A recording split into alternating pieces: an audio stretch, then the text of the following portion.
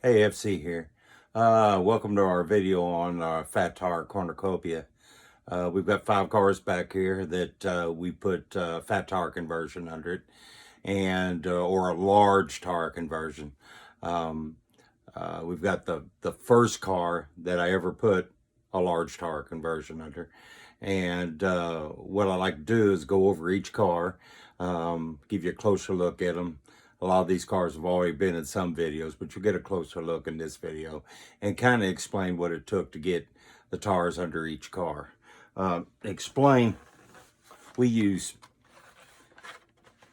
these are 3 of the cars that we use to source the tires that are under these cars. We use the Kick Cart, we use the 50th anniversary Camaro, and we use the Bone Shaker Rocket Club. These are my favorites to use. I love steely wheels. The Camaro gives you that billet look, and then for the really big, gnarly look, we go with the Rocket Club type wheel. But we're going to go over each car and give an explanation. So let's get started.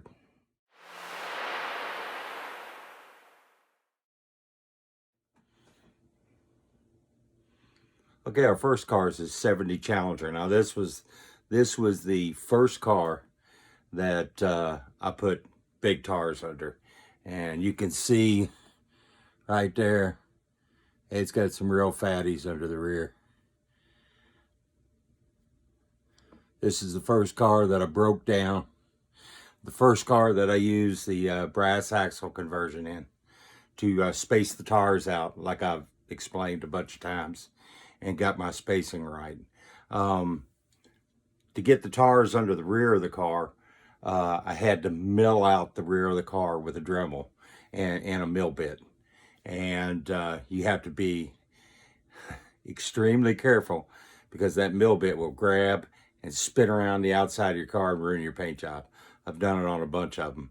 It took 4 cars to build one of these builds, and I'll get to that. But you can see we were able to get that pro touring look out of this car right here. It's got that pro touring look.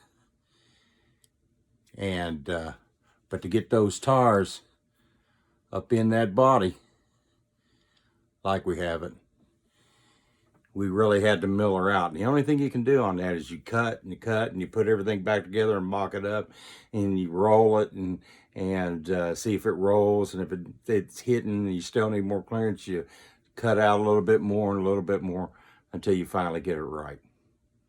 70 Challenger.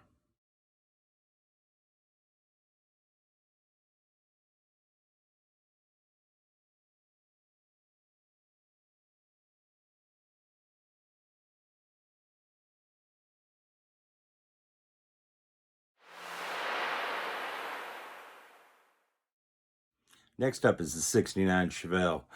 We got the pro touring look out of putting the tires under this one. As you can see from the rear of it there, we got plenty of beef under the rear. And this was another one where it took an extensive amount of milling in the rear of the car to get the tires to fit and roll. And all my models, they all roll freely.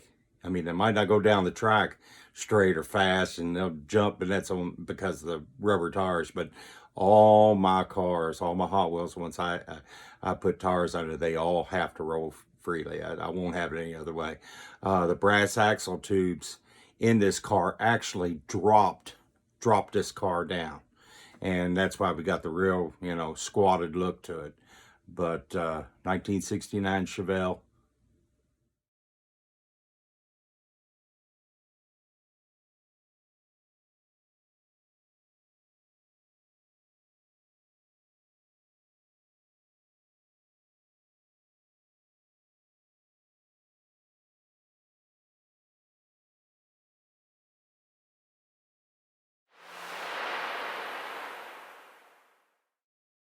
'70 Mustang Boss 302 Larry Wood car.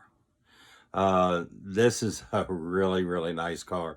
Now, this is where it comes into a discussion about handling your tool, I was talking about that milling bit getting away from you, getting up into the car, getting around the outside of the car. I went through 3 bodies to finally get this one finished. They went around the outside, galled it on the outside. You know, you can't match this paint job. The only thing I could do is buy another car and start all over again. But this car has got a set of Bone Shaker Rocket League wheels under it. As you can see there. And you're talking about a lot of tar. It's a bunch of tar. You can see my brass axle tubes, how it spaces the tar out to where it's even. See, I don't have any play. Don't have any play in my tires. You know, yet, you know, they roll nice and free. You know. This one was a bear too.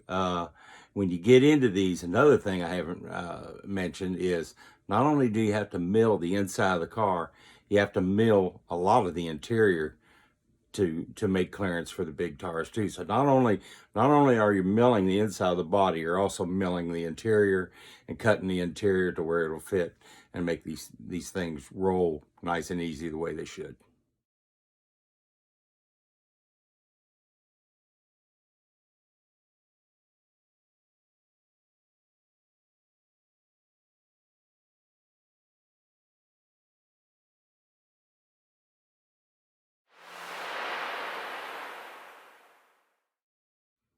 '70 Torino. This is one of my favorites because it's still a track car, and that's what I like about it the most. We started out with a 5-spoke with a like a green lip on it. It was out of those tires were off a tuner Countach. And I put them under this car, and I just, you know, you've probably seen pictures of it.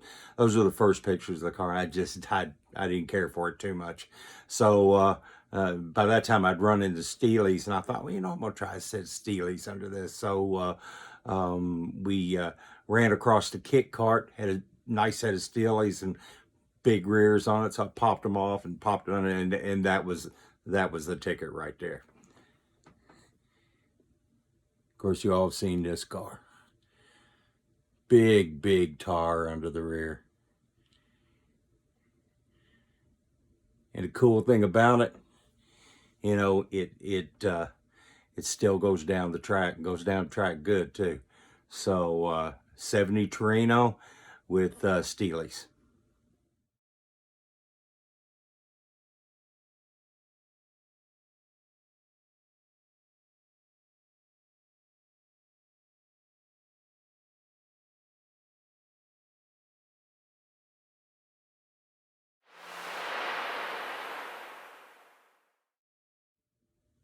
Next car up is our Ford GT.